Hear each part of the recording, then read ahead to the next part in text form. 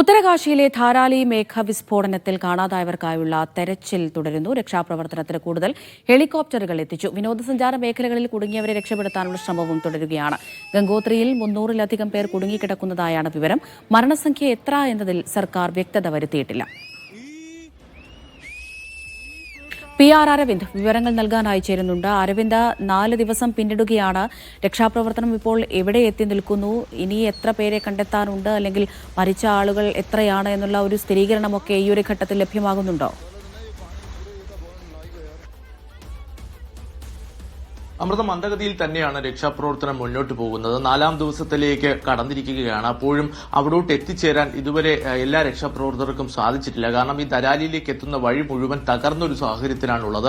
ആ റോഡുകളും പാലങ്ങളും അടക്കം തകർന്നൊരു സാഹചര്യമുണ്ട്. അതുകൊണ്ട് തന്നെ ഹെലികോപ്റ്ററുകൾ അടക്കം എത്തിച്ചുകൊണ്ടൊരു രക്ഷാപ്രവർത്തനമാണ് ഇനി മുന്നിലുള്ളത്. ഈ ധരാലി ഗ്രാമം പൂർണ്ണമായും ചെളിയിൽ നിറഞ്ഞിരിക്കുന്ന ഒരു സാഹചര്യമുണ്ട്. അതുകൊണ്ട് തന്നെ ഈ ചെളി നീക്കിയാൽ മാത്രമായിരിക്കും ആരൊക്കെ കുടുങ്ങിക്കിടക്കുന്നു, അതുപോലെ തന്നെ കെട്ടിട അവശിഷ്ടങ്ങൾക്കിടയിൽ ആരൊക്കെ കുടുങ്ങിക്കിടക്കുന്നു എന്ന് കൃത്യമായി വ്യക്തമാവും. ഇതുവരെ 5 മരണം മാത്രമാണ് സർക്കാർ ഔദ്യോഗികമായി സ്ഥിരീകരിച്ചിരിക്കുന്നത്. 60-ലധികം പേരെ കാണാതായെന്നുള്ള റിപ്പോർട്ടുകളുമുണ്ട്. ഇതിൽ കൃത്യമായ ഒരു കണക്കൊന്നും സർക്കാരിന്റെ പക്കൽ ഇതുവരെ ലഭിച്ചിട്ടില്ല. സർക്കാർ പറയുന്ന പ്രകാരം 234 പേരെ, അത് ഈ ഹർഷിലും അതുപോലെ തന്നെ ഈ ഗംഗോത്രി മേഖലയിൽ അടക്കം കുടുങ്ങിക്കിടന്ന 234 പേരെ സുരക്ഷിത ഇടങ്ങളിലേക്ക് മാറ്റിയിട്ടുണ്ട്. പക്ഷേ ഈ ധരാലി ഗ്രാമത്തിൽ ഈ അപകടം സംഭവിക്കുന്ന സമയത്ത് എത്ര പേരാണ് ഉണ്ടായിരുന്നതിൽ കൃത്യമായ കണക്കുകൾ ഇതുവരെ പുറത്തു വന്നിട്ടില്ല.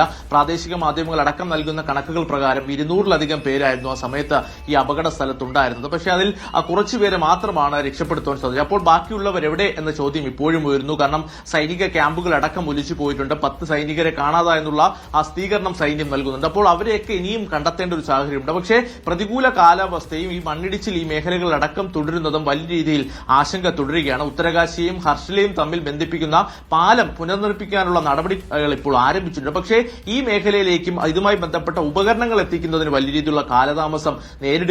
എന്തായാലും പ്രതികൂല കാലാവസ്ഥയെ മറികടന്നുകൊണ്ട് എത്രയും പെട്ടെന്ന് തന്നെ കൂടുതൽ രക്ഷാപ്രവർത്തന സംഘങ്ങളെ അവിടേക്ക് എത്തിക്കുവാൻ തന്നെയാണ് നടപടികൾ ഇപ്പോൾ പുരോഗമിച്ചുകൊണ്ടിരിക്കുന്നത്. ഇതിനോടകം തന്നെ 5 മരണം സ്ഥിരീകരിച്ചിട്ടുണ്ട്. NDRF-ഉം SDRF-ഉം ITBP അതുപോലെ തന്നെ സൈന്യം അടക്കമുള്ളവർ ഇവിടെ രക്ഷാപ്രവർത്തനത്തിന് നേതൃത്വം നൽകുന്നു.